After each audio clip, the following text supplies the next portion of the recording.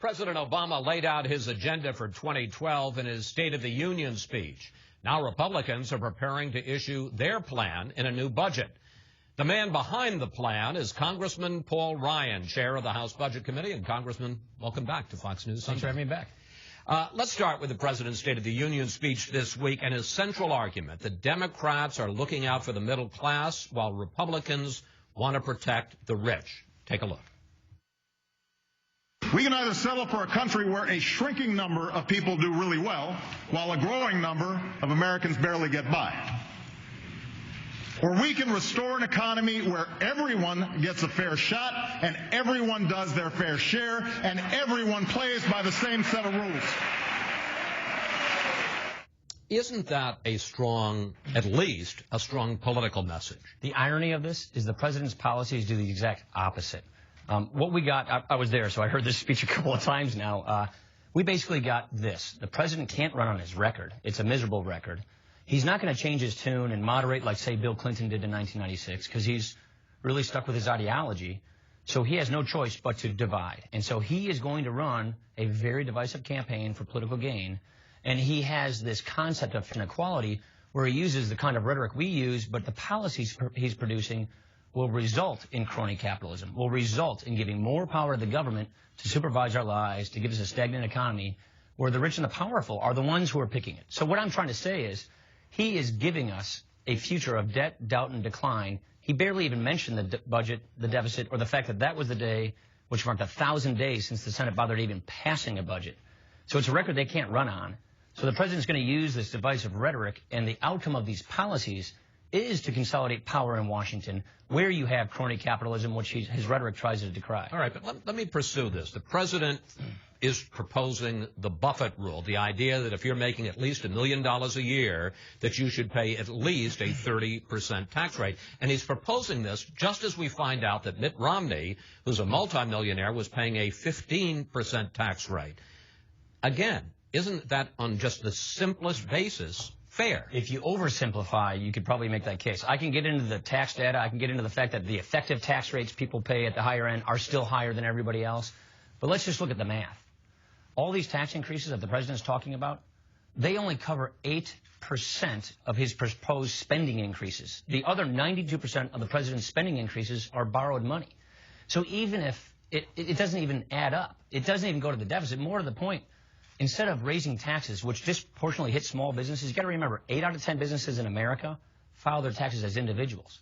So the president's saying bringing their top tax rate to 45%, which is the current schedule, is not high enough. I want to go higher than that. That will simply crush job creators, crush job creation. I have a better idea. Instead of raising taxes on producers and small businesses, why don't we just stop subsidizing the wealthy? Stop the crony capitalism, stop the corporate welfare, income test our entitlements. We'd get far more saving in the budget without choking off economic growth. What do you make of the fact that the White House has basically said that the Buffett Rule, this idea of a 30% minimum tax rate, is not going to be in the president's new budget, and they have no idea what it would mean in terms of the deficit? What we have learned with the president time and again is he is going to put some kind of poll-tested line in a State of the Union address and then have no follow-up whatsoever. We have learned already that the president, who's had 3 years to try and propose real solutions to fix our fiscal crisis, is ducking it. He hasn't put a plan on the table yet. He formed commissions and super committees, so he sort of outsourced the leadership only to decry their results.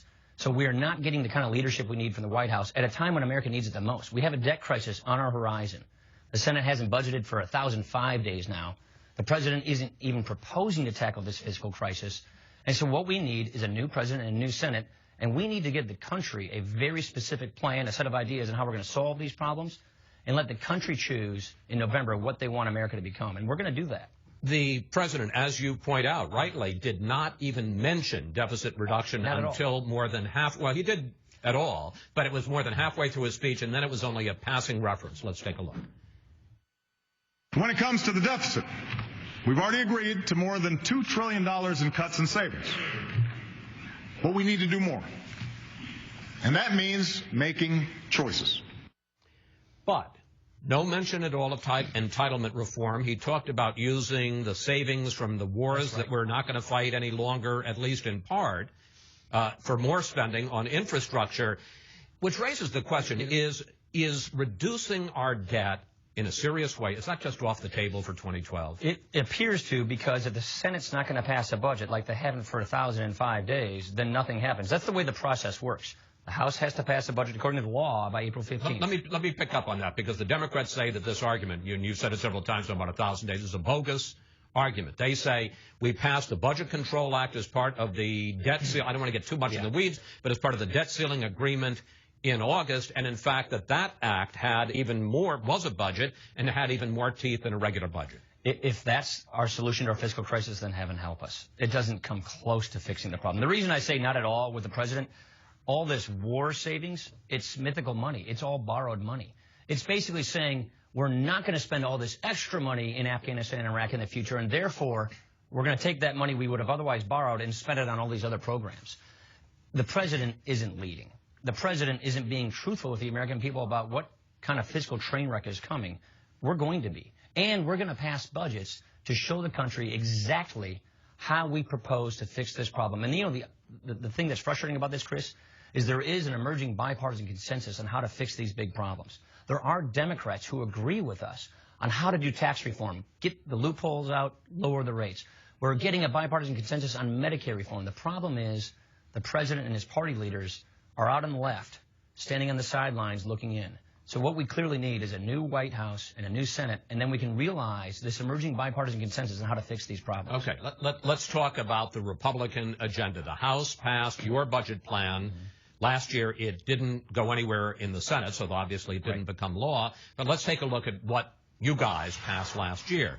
$5.8 trillion in spending cuts by 2021, eliminate $800 billion in tax increases by repealing Obamacare, tax reform, eliminate deductions while setting a top tax rate both for individuals and businesses of 25%, and major entitlement reform. I know that you're a couple of weeks away from putting out your budget. You said to me here in the green room that you haven't even written it yet, but will it be the same plan or will there be something new? We're going to be working off it. We're not going backwards or going forwards. We're not backing off of any of our ideas, any of our solutions, but we simply haven't written it yet because, not to get technical, we haven't gotten our baseline Congressional Budget Office yet. So I and my members of the Budget Committee will write this budget in March, and then we're going to bring it to the floor. We think we owe the country actual solutions based upon our founding principles to get this country on the right track. The president has dodged his entire presidency.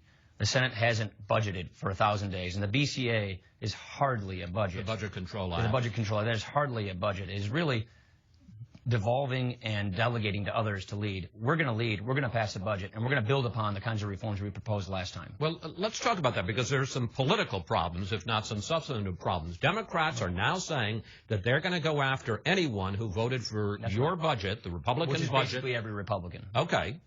Who voted for it last year, because it would shift Medicare from a guarantee for seniors into, some would say, you call it premium supports, they call it a voucher, but would give seniors money that they could use to buy a private plan. And the Congressional Budget Office says over time that this premium support is going to mean that seniors will have to pay $6,000 more a year for health care. The Congressional Budget Office also says Medicare is going bankrupt in 2021.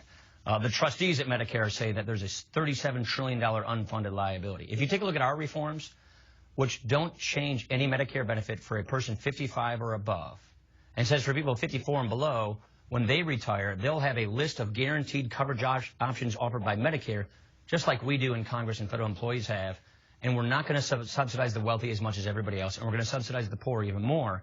That saves Medicare. That fixes Medicare. Put that in comparison to the president's health care law. This year, he appoints 15 unelected, unaccountable bureaucrats to a board called the IPAB, Independent Payment Advisory Board. And their job is to put price controls and therefore rationing on Medicare for current seniors.